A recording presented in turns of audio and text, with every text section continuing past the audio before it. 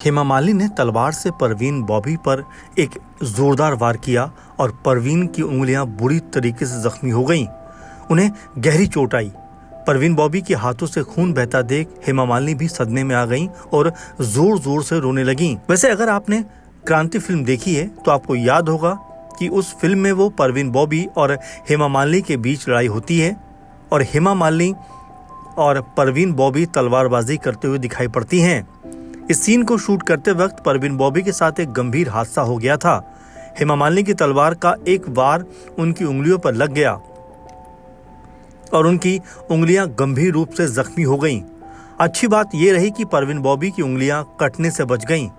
मामला कुछ ऐसा था कि परवीन बॉबी और हेमा मालिनी पर फिल्माए जा रहे उस एक्शन सीन को अजय देवगन के पिता और नामी action director Veeru Devgan picturize कर रहे थे। हेमा और परवीन के हाथों में जो तलवारें थीं वो नकली नहीं थीं।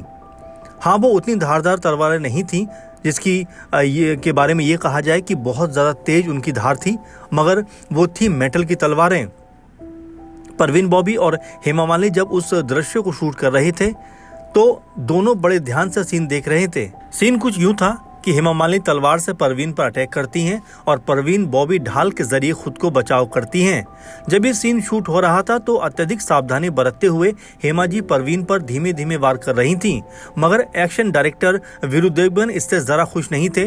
वो बार बार चिल्लाकर कह रहे थे कि हेमा जोर से मारो, जोर से मारो। वीरू देवगन तो उस दिन चिल्ला रहे थे, वहां मौजूद लोगों की भीड़ भी खूब शोर मचा रही थी और उस शोर में ये गड़बड़ हो गई। हेमा मालिनी और परवीन दोनों ही उस शोर की वजह से अपना कंसंट्रेशन खो बैठे।